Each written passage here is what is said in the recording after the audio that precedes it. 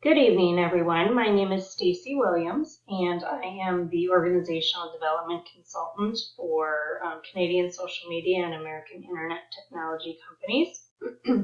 And I have been asked to prepare a presentation regarding the system for management, and we'll go ahead and get started with that. So System for Management is a system that was created by Rensis Linnert.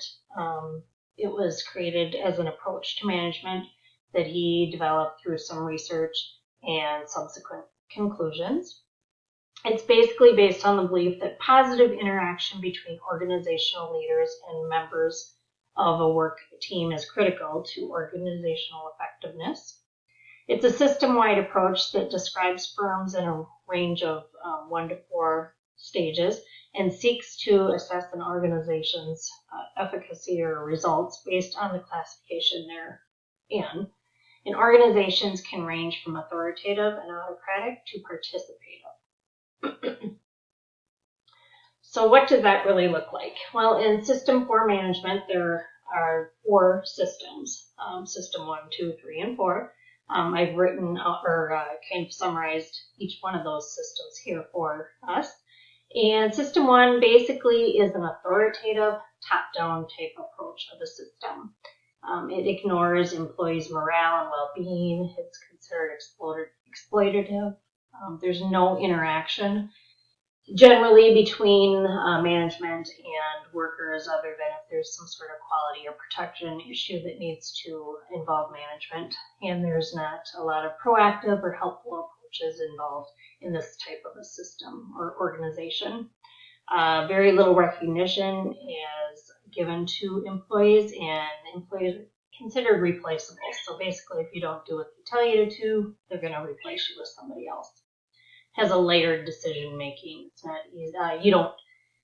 People that are, floor workers or something like that don't get to make a whole lot of decisions. Decision making is done by top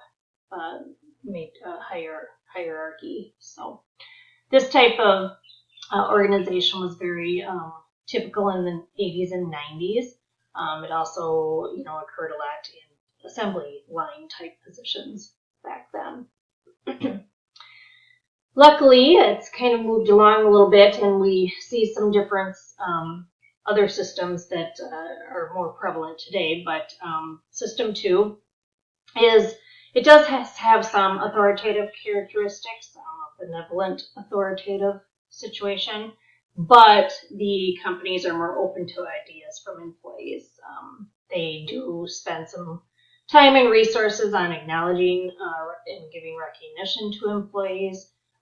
They're open to their ideas, and they have a little more leadership interaction with employees. It's not a prioritized system, however. It's a nicer version of the System 1, but it's not the number one thing to be looking for within these systems. So again, it's better than the System 1 organization, but it's still not the preferred method. It's better than it was. So in other words, employees do receive appreciation, but in their words, but not necessarily in deeds. The morale is higher, but it's not as great as it could be.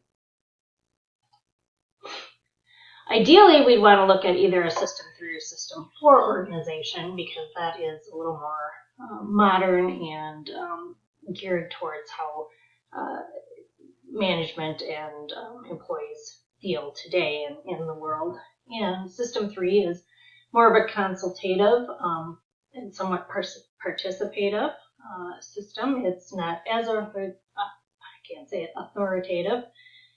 Management values employee inputs and ideas, and the culture within the company matches that value.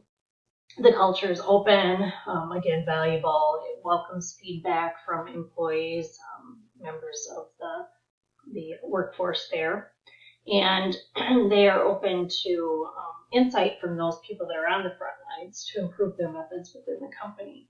So an example of this would be, I believe Southwest Airlines is very much a System 3 organization, where they really listen to their frontline handlers, their baggage handlers, their service staff, the people that are out doing traffic control in the airports, and they take the information that those people that are right there seeing and working with, and take that and develop new methods to improve their ways and their methods within the companies.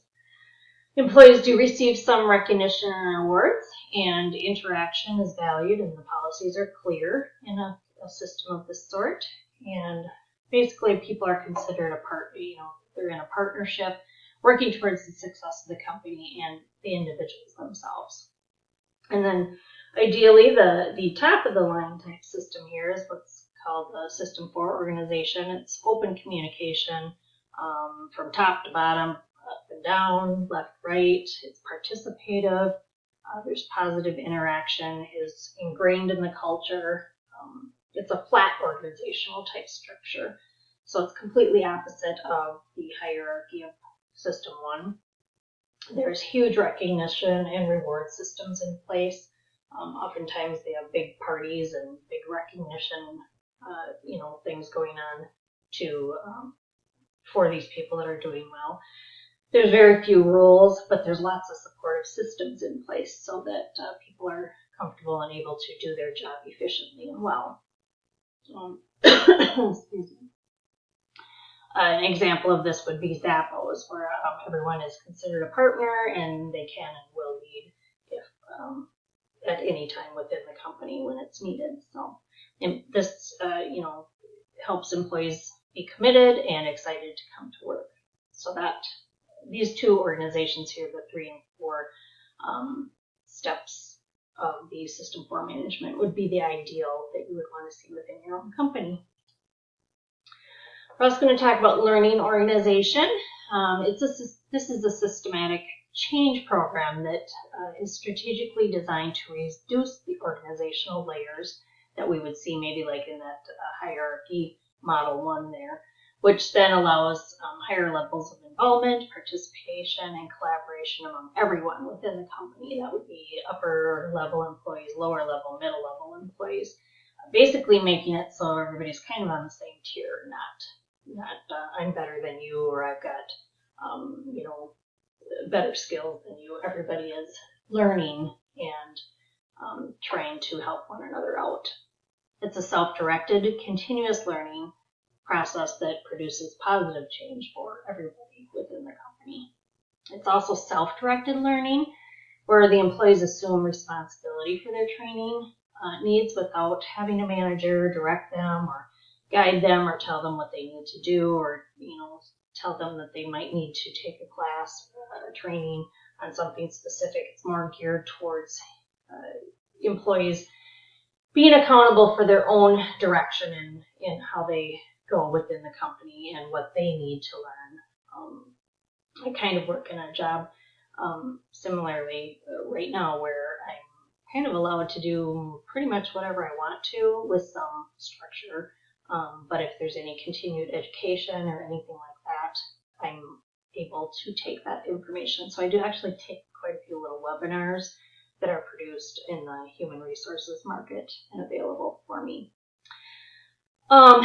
Also, employees have to be ambitious and have the initiative to assess their own training needs and find programs to fit those needs, and then follow through with taking that training and applying that to their positions. Organizations that have this type of self-directed learning at the core of their culture allow participants to be engaged and contribute ideas to the business. And this provides opportunity for personal growth, company growth, financial growth. Everybody's happy because you're learning and growing and are able to share that information with others. And then following the completion of a growth program, if there is still some lack of achievement in a particular area, you can take some additional training. And this is up to each individual to decide, that they have or have not, or should or should not do some additional training. So employees are always learning and improving, and they can pursue learning from others along the way. There are 4 emphases in a learning organization, and that's empowering employees, effective teamwork, participation, and accountability. And of course, empowering employees gives them the opportunity to learn better skills, be better at production, be more accountable, highly motivated, and to fulfill their needs and the needs of the company. They have the skills to contribute to their own decision making. Effective teamwork, this is actually, this learning is kind of self-directed on yourself, but it doesn't mean that you can't talk to a team or you can't effectively collaborate with others to help you learn or help you decide what you might want to do and to be better in what you're doing. So you can ask for guidance, but ultimately the decision rests with you in the end, and it just helps you be a more effective employee individually and as a team. Participation provides for higher engagement, leading to productivity and involvement. If you feel appreciated and valued for your contributions, you're going to want to participate at work and learn new skills and help develop processes and procedures and things that will help the company grow and help yourself grow. And then accountability, of course, this is, provides you with the accountability for your own learning needs. There's no supervisors that are going to tell you you need to do something or don't need to do something. It's all based on you and your desires. So when you're self-motivated, then management can focus on other types of matters.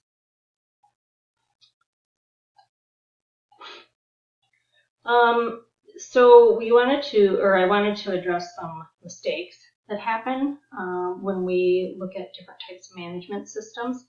And so basically the system 2, 3, and 4 are not bad systems. We would certainly want to stay away from system 1.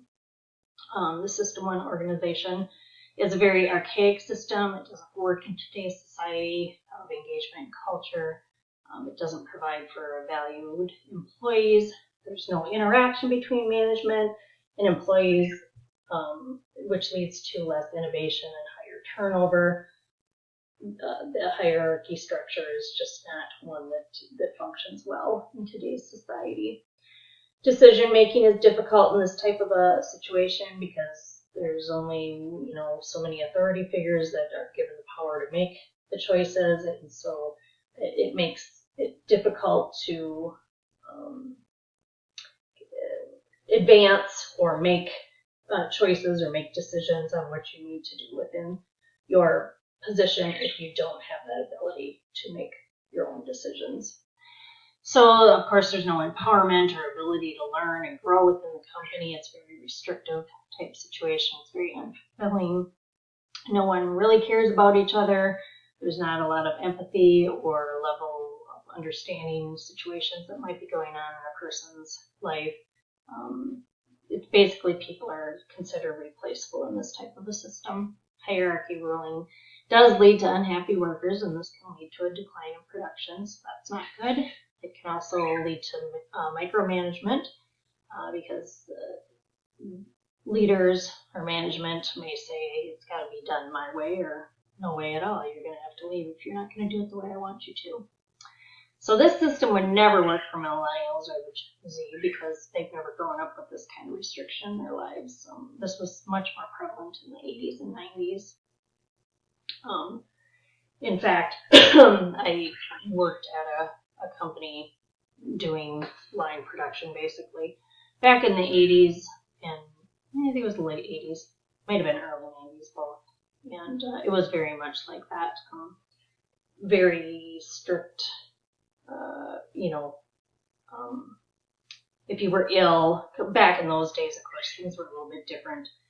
They didn't have the Family Medical Leave Acts and things like that are now in place. Those all came about shortly after that.